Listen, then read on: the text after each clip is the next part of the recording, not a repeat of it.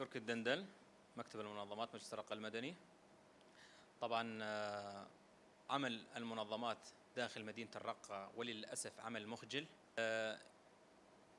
يوجد لدينا نحن كمكتب منظمات تقريبا ما يقارب 42 أو 43 منظمة وجمعية محلية ودولية مرخصة، ولكن على الأرض لا يوجد سوى 4 5 منظمات تعمل في مدينة الرقة.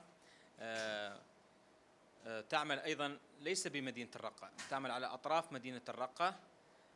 في وسط مدينة الرقة يوجد لدينا عدد ما يقارب 22 ألف عائلة.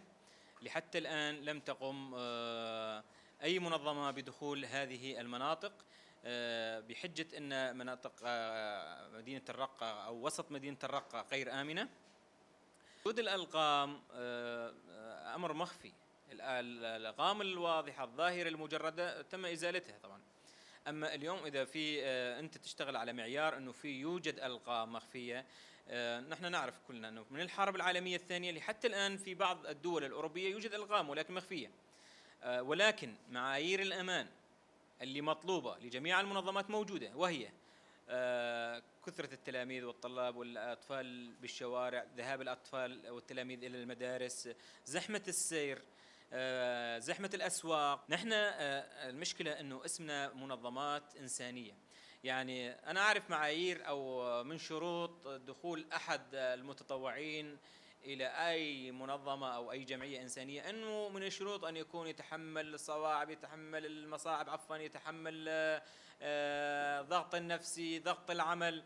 ولكن اليوم أنا كمدير مكتب المنظمات أشوف صراحة أنه الناس أو الموظفين أو المتطوعين ما عم يتحملوا أي شيء من أي ضغط عمل ولا أي شيء من المعايير الإنسانية داخل مدينة الرقة.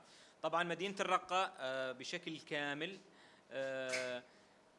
للعلم أنه المنطقة أو المحافظة أو المدينة يمكن بالعالم اللي تم إخلاءها من سكانها لمدة 6 أشهر.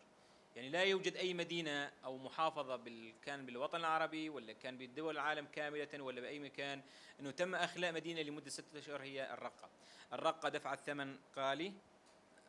سئلنا مثلا من بعض المنظمات نستطيع أن ندخل المدينة تقديم المساعدة بدون أي تدخل مثلا من العسكري أو من أي جهة سياسية. نعم، إحنا لحتى الآن صراحة لم تتدخل أي منظمة، لا الآن ولا مستقبلا، لم تتدخل أي جهة إن كانت سياسية أو كانت عسكرية. بالعكس، يعني هم عم يقدموا التسهيلات.